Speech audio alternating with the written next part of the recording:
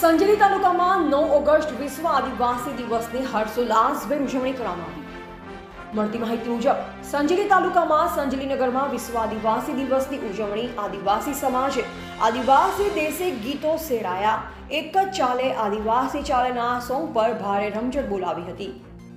સંજેલી તાલુકામાં આદિવાસીઓની પરંપરાગત વાજિંત્રો, ઓજારો સહિતના પહેરવેશ, નૃત્ય સાથે આદિવાસી સમાજ દ્વારા 9 ઓગસ્ટની ઉજવણી કરવામાં આવી।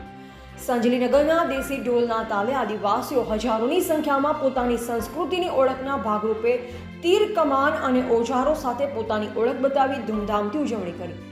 આદિવાસી સાંસ્કૃતિક પહેરવેશ પહેરી જય જોહાર, જય આદિવાસીના નારા સાથે ભવ્ય રેલી યોજી રમઝટ બોલાવી। સંજેલી તાલુકા સહિત અલગ અલગ જગ્યાએ ગુરુ ગોવિંદ મહારાજની સ્થાપના તેમજ પૂજા અર્ચના કરી ભવ્ય ઉજવણી કરવામાં આવી હતી।